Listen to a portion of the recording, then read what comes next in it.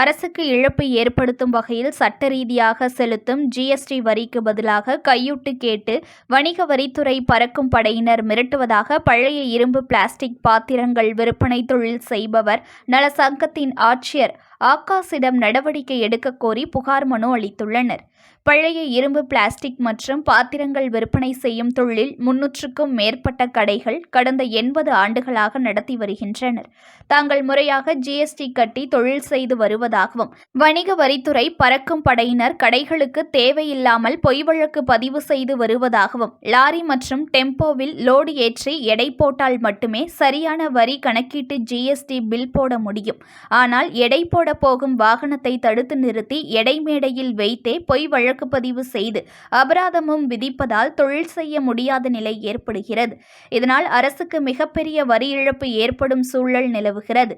வங்கிக் கடன் வாங்கி தொழில் செய்து வரும் எங்களை தொழில் செய்ய விடாமல் வணிக வரித்துறை பறக்கும் படை அதிகாரிகள் மீது நடவடிக்கை எடுக்க வேண்டும் என அதிகாரிகளின் பெயரை குறிப்பிட்டு மாவட்ட ஆட்சியர் ஆகாஷிடம் மனு கொடுத்துள்ளோம்.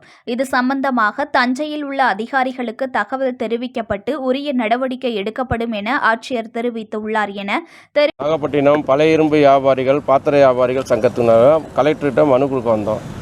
அதாவது எதுக்குன்ற காரணத்துக்குன்னா ஜிஎஸ்டி பிரச்சனை. ஜிஎஸ்டி நாங்கள் கரெக்டாக கட்டுறோம், கவர்மெண்ட்டை நாங்கள் மதிக்கிறோம், நல்லா நடத்திக்கிட்டு தான் இருக்கோம்.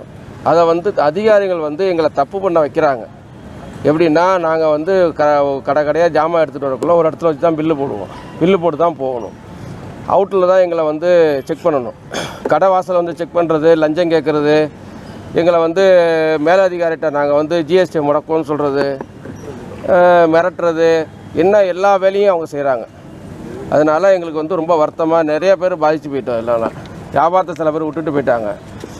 அதாவது இந்த கவர்மெண்ட்டுக்கு ஒரு களங்கம் ஏற்படுத்துகிற வழியை செய்கிறாங்களா என்னன்னே தெரியல. அது நாங்கள் 18% வரி கட்டி தான் வியாபாரம் பண்ணுறோம். அதை இவங்க மிஸ்யூஸ் பண்ண சொல்கிறாங்க. எப்படின்னா தவறான வழிக்கு எங்களை கொண்டு போகிறாங்க. என்ன சொல்கிறாங்கன்னா கையூட்டு தான் கேட்குறாங்க. News1 தமிழை லைக் பண்ணுங்க, கமெண்ட் பண்ணுங்க, ஷேர் பண்ணுங்க, மறக்காம சப்ஸ்கிரைப் பண்ணுங்க.